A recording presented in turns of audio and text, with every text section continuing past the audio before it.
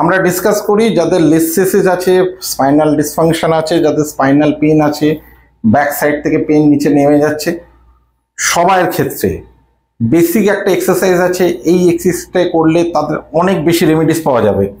আমাদের এই কোমরের নিচে আমরা একটু এদিকে পাশ ফিরি, ঠিক এই জায়গাটায় আমরা বেডে ফিক্স করব, প্লেন ভাবে শোবো, দুটো পা ভাঁজ থাকবে, মাথাটা সোজা থাকবে, মাথার নিচে বালিশ নেব না। আমরা চেষ্টা করব যেভাবে ইনস্ট্রাকশন দিচ্ছি একটু দেখার চেষ্টা করুন। নিঃশ্বাস নেন মা, জোরে পেটটাকে ফুলিয়ে রাখুন, আমরা অ্যাবডোমেনটাকে ফুলিয়ে রাখছি, দেন কোমরটাকে বেডের দিকে চাপুন, সোজাসুজি সোজাসুজি। যখনই চাপবো আমরা দেখব লোয়ার অ্যাবডোমেন, আমাদের যে আম্বিলিকাস আছে, নাভি আছে, নাভির নিচে লোয়ার অ্যাবডোমেনের মাসেলটা টাইট হচ্ছে, আমরা জাস্ট ফিল করব। আপনি নিজেও সেটাকে ফিল করতে পারেন। ছেড়ে দিন, আবার নিঃশ্বাস নিন, পেটটা ফোলান, কোমরটা চাপুন নিচের দিকে, দ্যাটস গুড, খুব সুন্দর।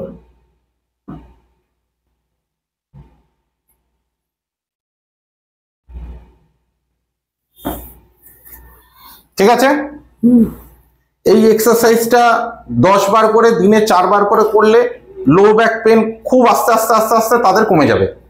সেকেন্ড, পাটা ভাঁজ করুন, যেরকম দেখিয়ে দিয়েছিলাম, পায়ের উপর পা তুলুন, পায়ের থেকে পা ক্রস করে নিয়েছি, নিয়ে আমরা ভেতর থেকে হাত দিয়ে নিজের থেকে নিজের পা টানবো এবং 10 কাউন্ট করবো। 4 5 6 7 8 9 10। বাধ্য ছাত্রী, গুড।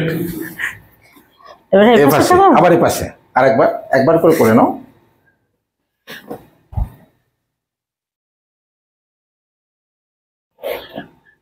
One, 2, 3 4 5 6 7 8 9 10। গুড, উঠে বসুন। আগে একটু হাঁটুন, হেঁটে দেখান।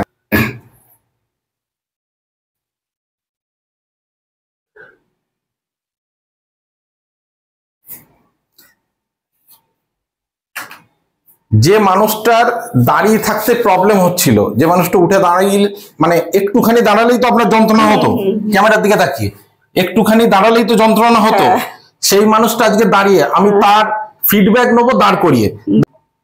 এবার আমরা আপনাকে জিজ্ঞাসা করছি, এখানে এসে ট্রিটমেন্ট করে আপনি এখন কতটা ভালো আছেন?